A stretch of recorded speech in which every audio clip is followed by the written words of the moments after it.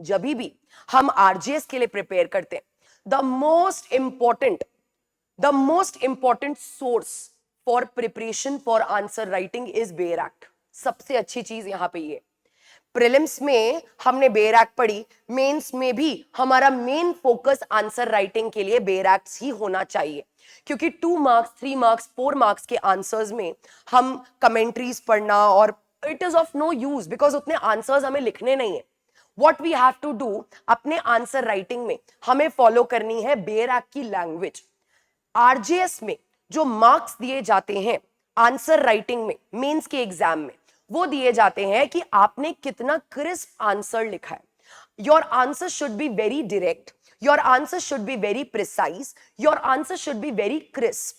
And to make a precise and crisp answer, you have to use, it is mandatory, you have to use the keywords of the Bayer Act.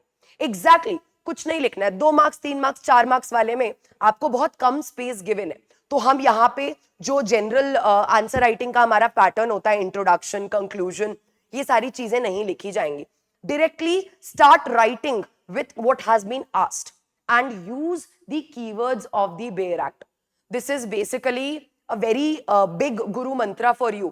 अगर RJS के mains में you have to score good marks, please start with this thing that you should start with using the keywords of the Bayer Act in your answers. अगर आपने अपने answer में Bayer Act के keywords को use किया है, then doesn't matter आपने 2 line का आंसर लिखा है, 4 लाइन का आंसर लिखा है, you will get marks, because quantity is not a matter of concern in Rajasthan judicial services. इसीलिए स्ट्रैटेजी का सबसे पहला और most important step is read the bare acts very carefully, read the bare acts very thoroughly,